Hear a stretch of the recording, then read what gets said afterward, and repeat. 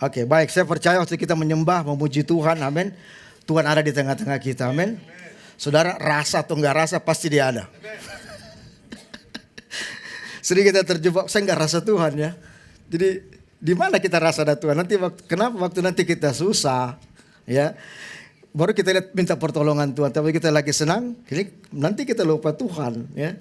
Karena lagi euforia, lagi senang. Tapi Tuhan hadir tidak tergantung perasaan saudara. Dia maha hadir. Dia ada di mana? Di lembah kekelaman, di bukit-bukit sukacita, Tuhan hadir tengah-tengah kita. Amin. Dia selalu mau menolong hidup kita, menjamah hidup kita. Karena itu jangan berbalik lagu tadi. Sekali ikut Tuhan, sekali berlayar terus saudara. Amin. Berlayar sampai ke tujuan. Jangan buang diri di laut. Oke. Series kita masih design for relationship. Dan ini kayaknya minggu terakhir Pak ya. Ya sudah terakhir, ya betul kan? Ya, sudah 4. Jadi kita didesain Tuhan untuk satu hubungan, relationship. Dan kita tahu di Every Nation kita kenal 3 hal. Ya, relationship with God, mengikuti Tuhan, punya hubungan dengan Tuhan, 3F ya. Follow Jesus, ya, kemudian fellowship, ya, with believers, saudara kita ini semua, dan gereja jawabannya kita terhubung satu dengan yang lain karena kita family. Jadi bukan cuma hubungan biasa datang gereja dan pulang, tapi kita family, fellowship with believers, orang percaya, dan fish for men, menjangkau orang terhilang. Ikut Tuhan, follow Jesus, percaya semua di sini follow Jesus. Kita fellowship, mau bersekutu lewat church, komunitas yang Tuhan sediakan buat kita. Lewat kelompok-kelompok kecil, life group. Dan tujuannya pada persiapnya kita akan diutus untuk pergi kemanapun dia utus kita. Fishers of men, menjangkau orang terhilang. Ya, selengkapnya saudara bisa saksikan di YouTube. Tadi pagi Pastor Yaya sekira jelas bagaimana praktikalnya. Sehari-harinya bagaimana kita berada di medan saudara. Hari ini saya beri judul, kita dapat bagi ke kitab Lukas, dan saya ingin beri judul Rescue Alarm 1910. Ya, ini baru kali ini saya nggak tahu terinspirasi seperti apa. Biasa saya datar-datar saudara. Biasa sesuai topik. Nggak tahu pencerahan dari mana, saya pikir ya ini aja bagus. Supaya sedikit menarik buat saudara. Tapi apapun judulnya tetap perintahnya sama, amin. Saudara biasa temukan ya, siapa yang bercita-cita bahwa jadi seperti ini. Dan ada orang suka seperti ini, menolong orang lain, terlibat dalam kegiatan-kegiatan ini. Itu tidak mudah, amin. Tapi ketika dia punya calling, dia punya panggilan, dia akan rasa enak aja, mau lakukan apa. Kemarin ngobrol-ngobrol ya, kita ada kelas Victory Weekend kemarin, dan masih hari ini, masih berlanjut. Jadi saya bilang, nggak tahu saya cerita apa, saya bilang ini Pastor Peter ini luar biasa, karena dia yang gini-gini hebat. Ya, kemana sampai gempa bumi, mau tsunami. Tidak semua orang bisa seperti itu, amin. Ini calling hati dia untuk seperti ini.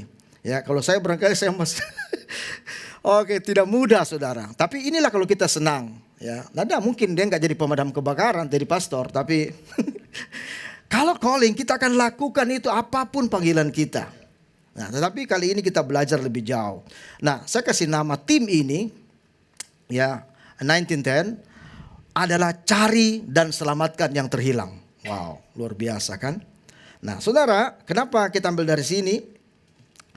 Di Lukas 19 ayat 10 bilang seperti ini. Sebab anak manusia datang untuk mencari dan menyelamatkan yang hilang. Anak manusia Tuhan itu datang untuk satu misi, satu tujuan, tidak ada yang lain.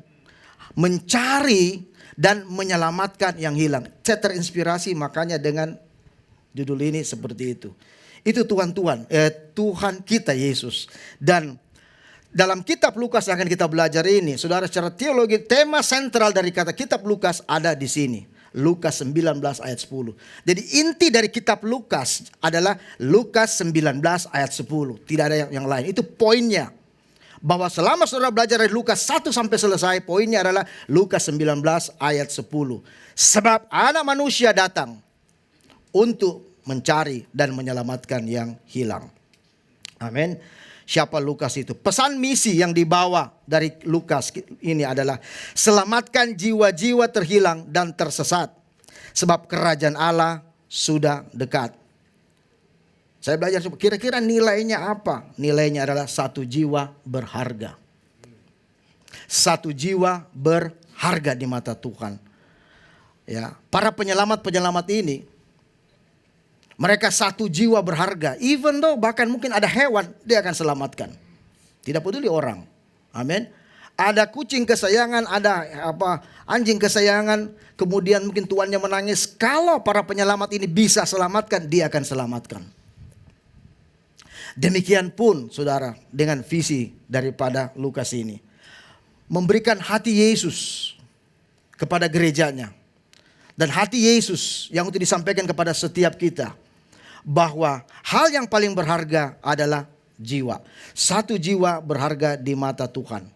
Saudara, Lukas menulis kitab ini melalui satu riset. Sebentar kita lihat. Dia coba teliti. Dan dia membukukan kitab Lukas ini. Dia tulis saudara. Dan intinya dia menulis ini kepada yang namanya Theophilus. Seorang Theophilus, orang non-Yahudi. Nah, siapakah Theophilus itu? Sebentar kita lihat. Theophilus adalah seorang pejabat di Roma pada waktu itu. Dia punya posisi, dia punya pengaruh yang luar biasa. Ya. Tapi Lukas punya akses karena Lukas ini intelektual. Lukas ini orang yang luar biasa. Ya. Jadi dia punya akses untuk bergaul dengan para pejabat-pejabat seperti ini.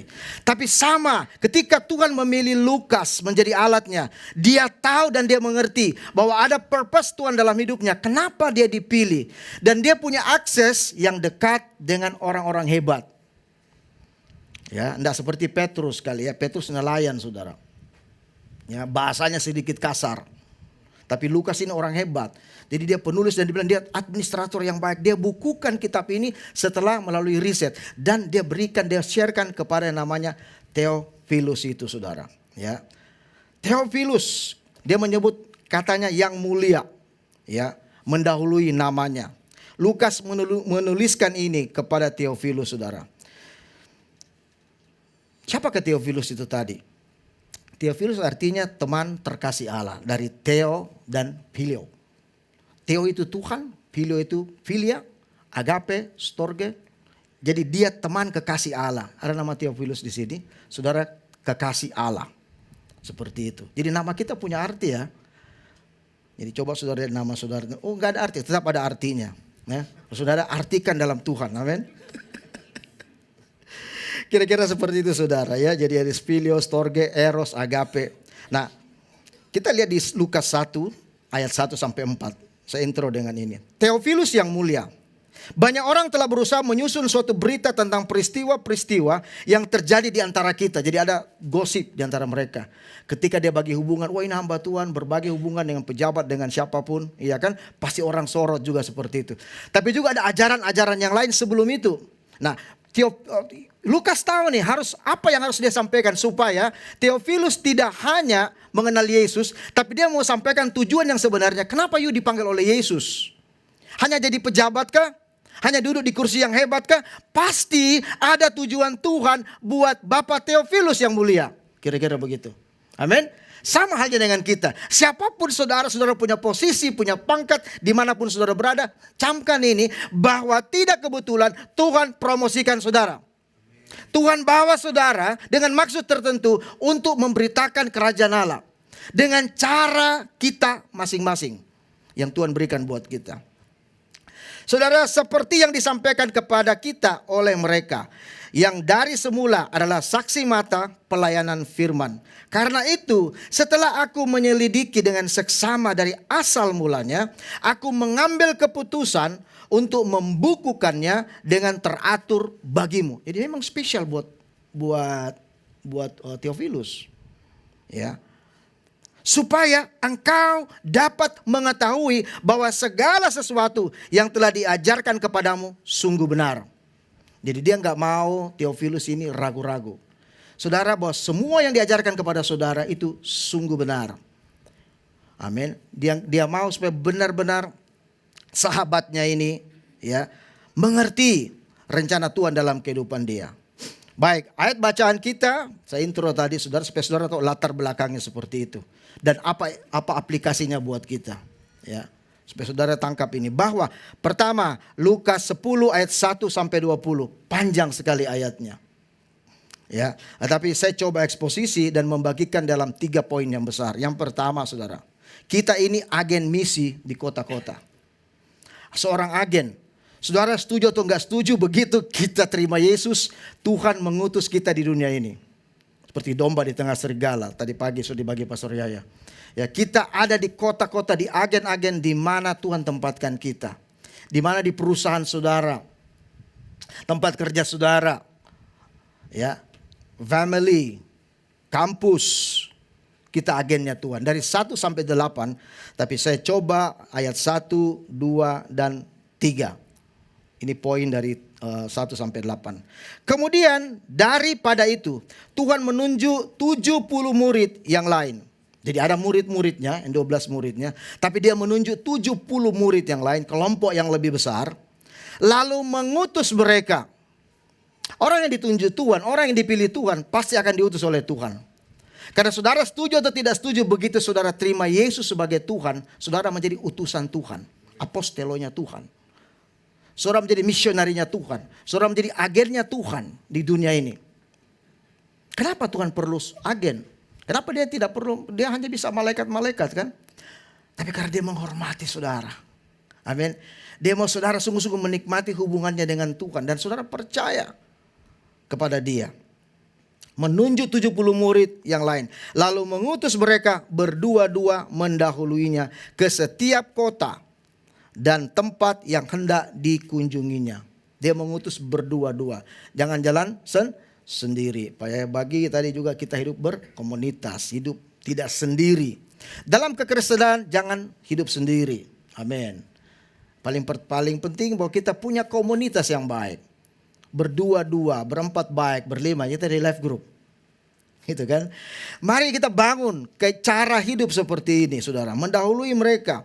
Kota katanya kepada mereka, tuaian memang banyak tetapi pekerja sedikit. Karena itu mintalah kepada Tuhan yang mempunyai tuaian supaya ia mengirimkan pekerja-pekerja untuk tuaian itu. Saudara, seringkali kita berdoa untuk tuaian-tuaian. Tapi begitu tuaian datang,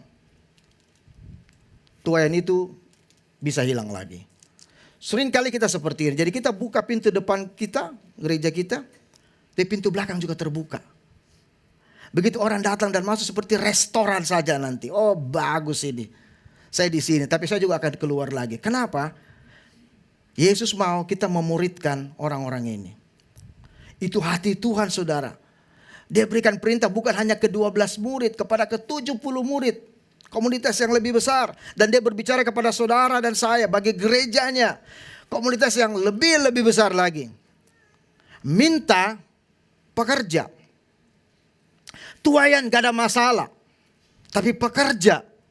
Tuhan mau kita minta pekerja. Saudara. Karena pekerja ini bagi Tuhan penting. Bagi apa yang akan tuaian banyak tapi pekerjanya sedikit. Saya ingat waktu Yesus melihat murid-muridnya sedang menjala ikan, iya kan? Dia menjala ikan, tapi kemudian enggak dapat. Tapi Tuhan memilih tempat yang baik buat mereka. Tuhan mengatakan bertolak ke tempat yang lebih dalam. Waktunya tidak tepat, apalagi tempat yang lebih dalam. Tidak biasanya nelayan cari ikan pada waktu malam. Kenapa yang disuruh pada mungkin siang hari? Salah, tapi mereka percaya. Mereka diutus oleh Tuhan untuk pergi bertolak ke tempat yang lebih dalam. Dan mereka begitu semangat karena frustrasi. Nggak dapat ikan. Tapi kemudian mereka pergi, saudara. Dan akhirnya tuaiannya banyak. Tapi yang terjadi juga jalannya robek. Amin. Tidak sebanding, saudara. Ikan yang mau dikasih dengan jumlah orang seperti itu. Pukatnya kecil. Ikannya berlimpah. Kalau mereka tahu seperti ini, mereka akan membawa pukat yang lebih besar. Amin. Supaya ikannya tidak rusak, tidak hilang. Saudara, apa yang sedikit? Kalau kita bicara pukat sekarang, aplikasinya bicara jejaring antara setiap murid-murid Yesus. Saudara, saya dan kita semua di tempat ini. Kita harus menjadi jejaring yang kuat. Tapi masalahnya banyak tuaian, tapi kita ini sedikit saudara. Jaring kita kecil. Di kota sini saja Jakarta banyak sekali tuaian. Sangat banyak. Tapi kita tidak semua mau melihat ini. Orang yang di samping kita, mungkin hari-hari kita bertemu, kita anggap itu orang yang biasa. Tapi kali ini Tuhan mau membuka mata kita. Seperti dia buka mata para nelayan ini. Di sana tempatnya. Kamu sepakat pergi bertolak tempat yang lebih dalam. Tuaian itu banyak. Amin. Saat ini kami melayani orang-orang yang di luar kepercayaan kita juga. Saya percaya bahwa kenapa? Karena mereka percaya kepada Kristus. Kenapa? Karena Tuhan yang menjamah hati orang-orang ini.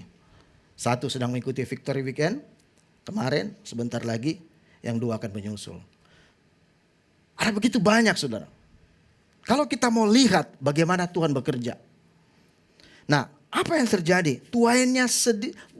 Tuaiannya banyak, pekerjaannya sedikit. Saya berdoa air ini, saudara mau melihat tuaian-tuaian yang ada di sekeliling saudara. Amin. Pergilah. Tuhan bilang pergilah. Sesungguhnya aku mengutus kamu. Kurang pede saudara. Pergilah. Aku mengutus kamu seperti domba ke tengah-tengah serigala. Janganlah membawa pundi-pundi atau bekal atau kasut. Aku mengutus kamu. Kemana? Ke dunia. Amin. Seperti domba di tengah-tengah serigala. Keduanya di marketplace saudara. Dia berbicara kepada Theophilus. Baik ini berbicara kepada bapak ibu saudaraku. Yang saudara orang yang sudah punya sesuatu. Di perusahaan, di kantor, di mana saja. Tuhan mengangkat, memberikan posisi kepada saudara. Selama ini sadarkah saudara bahwa Tuhan yang mengangkat saudara. Mungkin banyak orang berusaha untuk cekal saudara. Tetapi Tuhan yang membawa mempromosikan saudara. Dengan satu maksud seperti hai Theophilus. Orang yang hebat. Orang yang punya pengaruh dalam pemerintahan. Orang yang punya pengaruh dalam perusahaan. Aku menempatkan engkau pada posisi itu. Supaya engkau sadar. Paling tidak engkau menjadi contoh. Menjadi jawaban. Bahwa sekelilingmu banyak tuaian. Mereka sedang menangis di dalam kesenangan mereka. Mereka sedang menderita dengan posisi mereka. Mereka butuh sesuatu yang mereka tidak tahu apa kebutuhan mereka. Dan saudara orang yang sudah mengalami itu. Dan Tuhan mau saudara sharing membagikan hidup saudara kepada mereka. Bahwa mereka butuh kasih. Dan kasih itu hanya datang dari Tuhan Yesus Kristus. Dunia gak bisa menjawab semua kebutuhan mereka. Ada satu bahasa yang tidak bisa dijawab oleh dunia. Bahasa kasih. Bukan bahasa kasih seperti yang kita belajar. Bukan 5 language. Bukan. Ada bahasa kasih yang dari Tuhan yang sungguh-sungguh yang lebih dalam daripada itu. Yang setiap kita akan mengerti dan merasakan, aku dikasihi, aku mengasihi Tuhan, aku mengasihi orang yang terhilang. Seperti Yesus mengasihi mereka. Amin saudara. Pergilah, sesungguhnya dikatakan, aku mengutus kamu. Saya percaya pada akhir ini, saudara percaya bahwa saudara orang yang diutus Tuhan. Seperti domba. Domba itu tidak ada daya, memang ya. Domba itu bukan sprinter. Gak bisa, domba itu larinya pelan. Satu kali jatuh terguling gak bisa berdiri, tambun. Ya, bukan seperti binatang hewan yang lain. Punya otot-otot sprinter yang bisa lari begitu kencang. Domba itu gak berdaya, domba itu diambil bulunya. Tapi dia sangat bermanfaat. Dan domba itu hidupnya berkomunitas, tidak sendiri. Dan domba itu selalu berjalan di belakang gembalanya. Dia bukan di depan. Kalau kambing, dia di depan gembala sudah berlari, makanya di rotan. Domba itu taat dan domba itu mengerti bahwa gembalanya bersama dengan dia adalah tongkat gembalanya. Gembalanya akan tarik dia.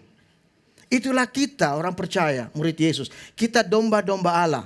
Dan domba itu akan disembelih juga kan? Menjadi korban.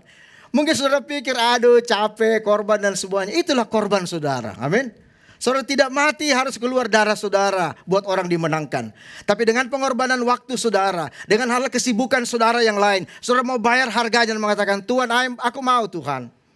Hanya untuk follow up seseorang, hanya untuk mengabarkan seseorang, 1 menit, 2 menit, enggak apa-apa. Kapan lagi kesempatan? Amin.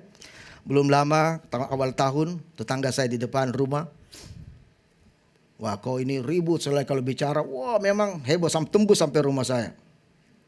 Saya pikir aduh salah tempat kan. Mau belajar, mau membaca. One day, tapi hari di hati saya ingin beritakan Injil. Kapan ya? Kapan? Setelah tahun baru, kita liburan di puncak, pas balik. Setelah tanggal 7, tanggal 8, terus saya ketemu istrinya. Saya tanya, karena saya tahu selama itu sebelum saya berangkat, dia bawa tabung oksigen. Dan saya tanya, ini mau kemana Ci? Oh ini kok sakit gini. Oh sakit ya, jadi ya.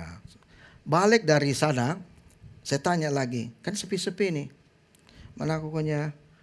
Sudah meninggal Pak. Saudara, betapa tertuduhnya saya. Ya. Saya menunda waktu itu. Sudah dipanggil Tuhan barangkali, iya kan? Dia belum Kristen loh saudara.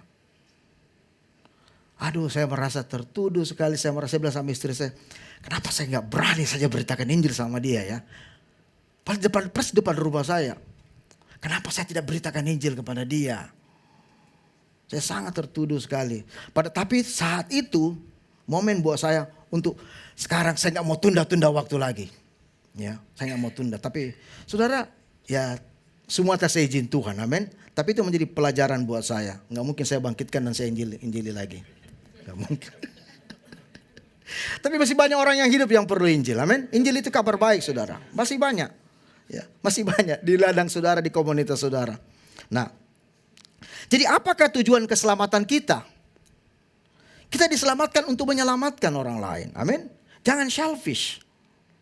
Jangan yang penting saya masuk surga, itu baik. Tujuan Tuhan selamatkan saudara, saudara pasti masuk surga. Tidak ada hal yang pertimbangan Tuhan yang lain. Saudara belum sempurna, kita masih buat salah, kita masih buat kesalahan, karakter kita belum baik, belum beres, tapi namamu sudah dicatat Tuhan. It's clear, tidak ada lagi. Tuhan sudah pas saudara lakukan itu. Tinggal kita percaya dan pelan hari demi hari kita mengalami kemuliaan demi kemuliaan. Glory to glory. Untuk glory to glory perlu faith to faith.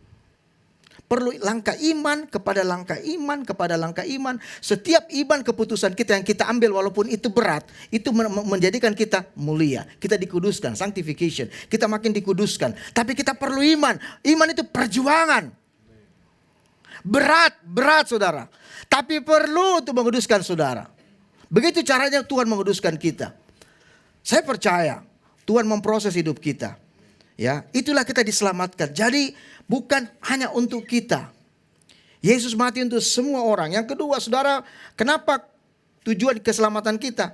Supaya kita berdoa untuk pekerja tadi. Jadi berdoa buat tuayan.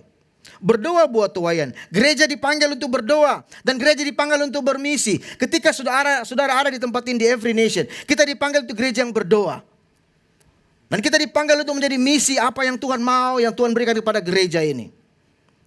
Kita menjadi mitra kerajaan Allah di dunia ini sebagai agen tadi. Kita ditempatkan Tuhan dalam gerejanya. Di tempat di mana kita ada saat ini. Every Nation Kuningan, Jakarta. Saya mencatat bagaimana cerita misi ini. Ada namanya Goers, ada namanya Senders. Apa itu Goers, apa itu Senders? Goers adalah orang-orang yang dipanggil Tuhan untuk pergi ke ladang misi. Mungkin dia full time, mungkin dia misionari, dia kampus misionari, dia hamba Tuhan, dia penginjil. Itu orang-orang yang mau menjawab panggilan Tuhan. Terus kita yang lain apa? Saudara, orang yang mengutus, para senders, orang-orang yang mengutus. Ya, mereka tidak bisa pergi begitu saja walaupun saudara mengatakan, "Oh, sini kan jangan bawa pundi-pundi, percaya saja." Benar. Ya, artinya ini bicara tentang mental dia. Ini bukan bicara disuruh pergi dengan tangan kosong. Ini bicara tentang mental seorang hamba Tuhan. Seorang yang memutuskan callingnya melayani Tuhan. Dia harus punya mental seperti Paulus, seperti hamba Tuhan yang lain. Sehingga dia mengatakan, waktu aku tahu apa artinya lapar, aku tahu apa artinya kenyang. Sehingga dia punya mental, aku tahu apa artinya hebat dan apa artinya direndahkan. Sehingga waktu dia kaya, dia tidak menjadi sombong. Dia bukan kaya dalam arti materi ya. Dia kaya, dia punya banyak, dia tidak menjadi sombong. Ataupun dia diberkati Tuhan secara finansial, dia tidak menjadi sombong. Tapi dia juga tahu apa nama artinya waktu aku miskin. Jadi artinya tidak ada yang di-comparing, yang dibandingkan ketika seorang akan melayani Tuhan. Dia mencari apa saudara? Mencari Apa yang Tuhan katakan panggilan dalam panggilan hidupnya buat Tuhan. Siapa Sanders ini? Kalau tadi Goser yang pergi. Sanders adalah orang yang berdoa. Orang-orang yang berdoa. Tahukah saudara, kita semua dipanggil untuk berdoa untuk misi. Dan siapa Sanders lagi? Orang yang mau berdoa, pendoa syafaat, orang yang berdoa. Siapa Sanders lagi? Orang yang mau mensupport dana untuk gereja, untuk Tuhan. Pelayanannya Tuhan. Itu yang disebut dengan orang-orang yang mengutus. Saudara tidak bisa mengutus seperti hamba-hamba Tuhan. Seperti kampus misionari. Seperti mereka diutus ke negara yang lain. Tapi saudara bisa mengutus dengan doa. Saudara bisa mengutus dengan keuangan saudara. Di tempat ini, di gereja ini kita ada saat ini. Di tempat yang nyaman, enak seperti ini. Saudara tidak di lapangan kan, Bapak Ibu? Tapi apa yang saudara bisa bikin di sini? Suatu kita beri persembahan, apakah sekedar persembahan? Semua dimulai dari rumah Tuhan. Semua dimulai dari gerejanya. Dan begitu caranya gereja dari gereja mula-mula. Kemudian mereka didoakan. Dibawalah semua persembahan itu. Dan mereka diutus untuk beri gereja-gereja baru. Itu Sanders. Jadi saudara pilih mau jadi Goser, tidak Sanders. Itu tukaran. Semuanya penting di mata Tuhan. Amin. Semua penting di mata Tuhan. Tuhan mau kita memberi apa yang ada pada kita. Ketika orang mengatakan saya kasih hidup saya untuk melayani Tuhan. Beri hidupmu buat Tuhan. Oh saya gak bisa pergi. Saya gak bisa kemana-mana Tuhan. Tapi saya tahu dengan semuanya Tuhan bilang aku mempromosikan engkau. Beri apa yang kau bisa beri. Apa yang ada padamu. Tuhan tidak pernah menuntut apa yang tidak ada pada saudara. Itulah kemurnian. Ketika saya memberi karena saya punya kelimpahan. Saya memberi. Dan kepada siapa saja. Amin. Poin yang kedua. Kita demonstrasikan kuasa Allah. Itu 9 sampai 19. Saya coba eksposisi. Mari kita demonstrasikan kuasa Tuhan. Ya. Dan sembuhkanlah orang-orang sakit yang ada di situ. Dan katakanlah kepada mereka. Ya. Tindakan dan perbuatan. Kerajaan Allah sudah dekat kepadamu. Kerajaan Allah sudah dekat kepadamu. Oh kapan itu kerajaan Allah? Nanti Yesus datang masih lama. Ya oke, Tuhan datang kasih lama. Tapi kita nggak tahu hidup seseorang. Saya bilang tadi, amin. Hidup itu seperti uap. Hari ini saudara bicara, besok dia nggak ada. Saudara akan menyesal seperti saya. Amin saudara. Saudara, sesungguhnya aku memberikan kuasa kepada kamu untuk menginjak ular dan kalajengking. Dan kuasa untuk menahan kekuatan musuh. Sehingga tidak ada yang membahayakan kamu. Tidak ada yang membahayakan saudara. Tantangannya besar saudara. Orang-orang yang melayani Tuhan, saudara sebagai orang Kristen, orang percaya. Dalam lingkungan saudara saja. Gak usah di mana-mana, di setiap kerjaan saudara, dimanapun. Itu adalah ladang misi saudara. Saudara harus bisa melihat Bapak Ibu seperti apa yang Tuhan lihat. Dan ingat ya Bapak Ibu saudara, Tuhan tidak pernah paksa kita. Khotbah ini bukan mendoktrin saudara, supaya saudara, saya harus ini. Tapi saya berdoa. Amin. Kalau saudara menangkap hati Tuhan, saudara akan melihat itu sebagai tuaian. Tapi kalau saudara lakukan ini, itu hanya sebagai program. Dan kalau program kita akan capek. Kita akan bilang, oke, ada boleh yang gantikan saya? Atau saya sudah capek melayani. Pernahkah Tuhan capek melayani saudara yang naik turun hidup saudara? Nggak pernah, amin. Bayangkan kalau Tuhan bilang, aku capek hadapi kamu Yesi. Kamu ini aduh bandel sekali, saya capek menghadapi. Jangan Tuhan, mohon izinkan satu kali ini saja. Tuhan bilang, perasaan satu kali ini saya sudah 100 kali kamu bilang. Amin saudara. Jadi mari kita melihat seperti apa yang Tuhan mau. Ya, menginjak ular kalajengking. Ada kuasa buat kita. Tuhan memberikan kita kuasa, Roh Kudus, Holy Spirit kepada kita. Untuk mendemonstrasikan kuasa Tuhan. Dengar baik, bahwa Yesus tidak pernah berubah dahulu, sekarang, sampai selama-lamanya. Masih adakah orang bisa disembuhkan, didoakan dan sembuh? Bisa. Saudara belum coba saja. Tapi Pak, saya nggak punya karunia. Tidak pernah dibilang bagi mereka yang punya karunia. Amin. Ini ayat ini mengatakan siapa saja berdoa. Setan-setan pun lari dalam namaku. Bukan dalam nama kita pribadi ya. Dalam nama Yesus. Berdoa. Di sini mengajar saudara tentang iman. Kita berani melangkah. Suatu saudara berani melangkah. Maka tanda-tanda dan mujizat akan menyertai saudara. Kalau saudara diam, sebenarnya saudara sedang pertanyakan Tuhan. Apakah Tuhan engkau bisa pakai aku? Saudara kurang pede kan nanti. Tapi saudara berani melangkah, maka tanda-tanda ini menyertai saudara. Jadi mari mulai kalau ada teman saudara sakit, doakan dia. Simple saja, nggak usah diucap-ucap kepalanya juga. Amin. Ya. Oh, dalam nama Yesus, gitu kan? Sembuh. Sudah sembuh Pak? Belum. Didoain seperti biasa, saudara, dengan iman. Karena Tuhan yang menyembuhkan mereka. Usir setan. Kalau ada setan, orang kesetanan, amin. Ini bukan kesetanan dalam arti di emosi ya. Kalau ada yang gitu, lari. Tapi kalau roh jahat yang merasuk dia, ya dilayani. Who knows, jadi saksi, saudara jadi saksi kan? Layani, berdoa. Pasti Tuhan menyertai saudara. Saya rasa semua saudara melayani Tuhan, saudara punya banyak pengalaman mengenai ini. Saya juga punya banyak pengalaman. Tapi intinya bukan karena saya, tapi karena Tuhan. Ya, poin yang ketiga yang terakhir.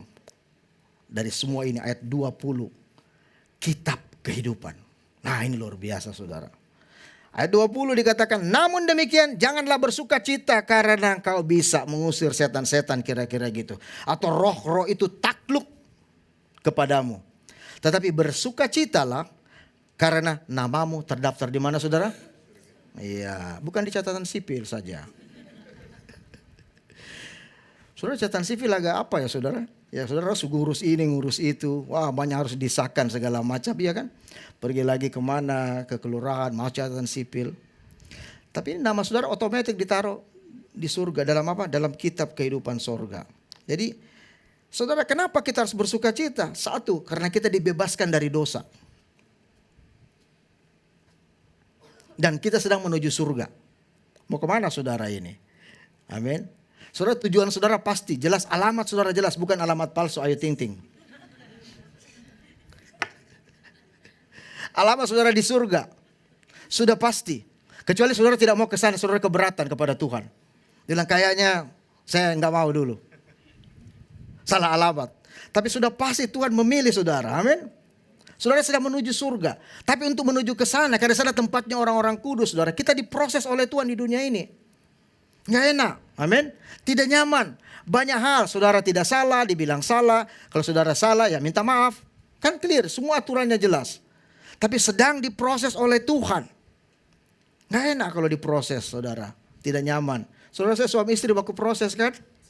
Saling span, orang Manado bilang span satu dengan yang lain. Besi menajamkan besi, manusia menajam sesamanya. Kira-kira begitu. Apalagi dengan orang banyak saudara. Ya, tapi paling nggak enak itu kalau suami istri ya. Saudara karena dekat satu dengan yang lain. Aduh kenapa papa begini, kenapa begini. Ya itu kan kira-kira. Nah saudara, kita juga Tuhan buat seperti ini. Mari saudara, percaya bahwa alamat saudara benar. Saudara sudah dibebaskan dari dosa. Kutuk Taurat. Saudara, kenapa Yesus bebaskan saudara dari kutuk Taurat? Apa itu kutuk? Kutuk itu kematian, akan membawa seorang kepada kematian yang kekal. Dan kutuk Taurat, kalau saudara tidak mengikuti hukum Taurat, jawabannya adalah neraka. Tapi Yesus sudah mati di Golgota 2000 tahun lalu buat saudara dan saya. Saudara, tidak ada lagi kutuk Taurat. Tidak ada lagi hidup saudara yang bisa dibawa kepada maut. Karena maut sudah dipegang, dikendalikan oleh Tuhan Yesus 2000 tahun yang lalu.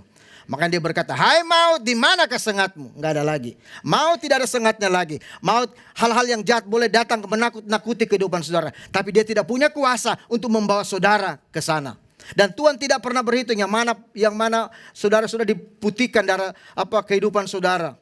Merah seperti kirmiji menjadi putih seperti salju. Pelanggaranmu tidak aku ingat-ingat lagi. Sejak tubir di laut ku lempar. Tapi inikah cukup? So kita harus bersyukur. Kalau Tuhan lakukan itu. Sekarang apa yang kita balaskan buat Tuhan? Amin. Yang kedua, nama kita terregistrasi dalam kitab kehidupan. Itu pasti. Kita sudah baca tadi. Bersukacitalah karena namamu ada di surga. Enggak ada di sini. Saya tutup dengan 2 ayat ini, saudara. Bisa keyboard naik. Saya tutup dengan 2 ayat ini. Wahyu 20 ayat 12. Dan aku melihat orang-orang mati, besar dan kecil, berdiri di depan takhta itu. Lalu dibuka semua kitab, dan dibuka juga sebuah kitab lain, yaitu kitab kehidupan. Dan orang-orang mati dihakimi menurut perbuatan mereka, berdasarkan apa yang tertulis dalam kitab kehidupan itu. Ayat 15. Dan setiap orang yang tidak ditemukan namanya tertulis dalam kitab kehidupan, ia dilemparkan dalam lautan api. Maukah saudara melihat teman saudara, sahabat saudara, karyawan saudara, orang-orang yang saudara bertemu setiap hari, yang mereka belum mengenal Kristus? Kalau ayat ini tadi menutup, maukah saudara melihat mereka dilemparkan dalam lautan api? Begitu selfishnya kita nanti kira-kira kalau kita ada di surga. Dan kita melihat, memandang orang-orang yang kita kenal. Mereka menjerit dan mereka berkata, kenapa waktu itu kamu tidak pernah memberitakan Yesus kepada saya? Imajiner saudara. Coba saudara imajinasikan. Waktu saya baru bertobat, ada traktat kecil namanya Surat dari Neraka. Traktat hitam kecil itu membuat saya harus beritakan Injil. Surat dari neraka kecil. Kemudian orang ini protes. Dia bilang, Tuhan, kenapa dia sudah di surga? Kenapa sahabat saya di surga? Hari-hari saya main tenis dengan dia. Dia teman dari kecil saya.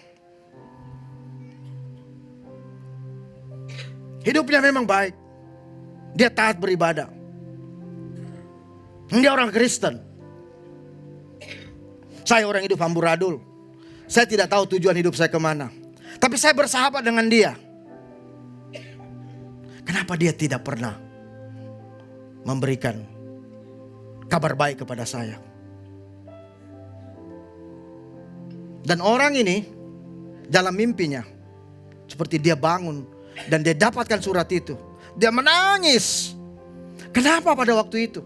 Orang ini tulis, kenapa kamu tidak, Paman Yesi, kenapa kamu tidak pernah memberitakan tentang siapa yang kamu percaya? Sungguh tega kamu. Kenapa kamu buat seperti ini? Sekarang kamu lihat aku di neraka. Kamu senang-senang di surga bersama Bapak Abraham. Tapi kita punya waktu yang banyak bersama-sama. Kenapa kau gak pernah sampaikan satu kata saja mengenai nama Yesus? Kenapa tidak?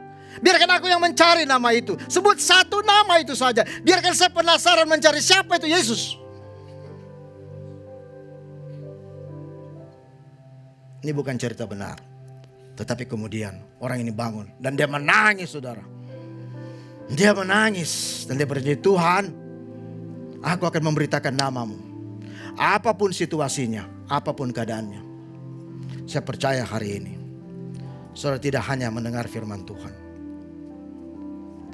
Ketika saudara keluar nanti, saudara tahu siapa yang akan saudara layani.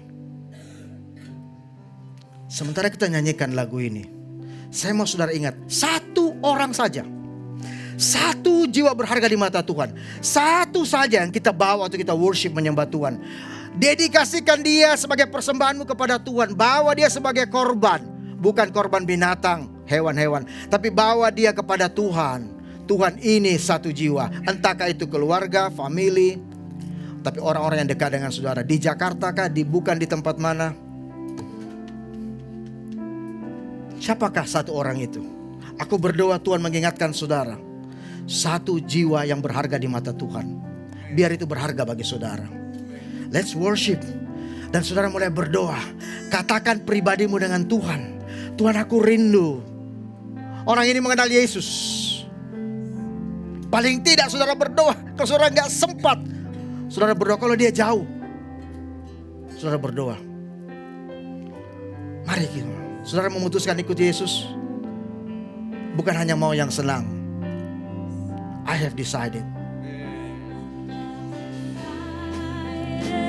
to follow Jesus.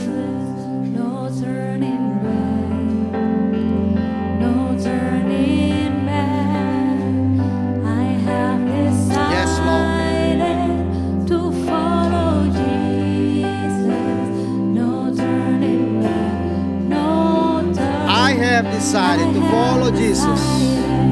I have decided to follow Jesus. No turning back, no turning. I have decided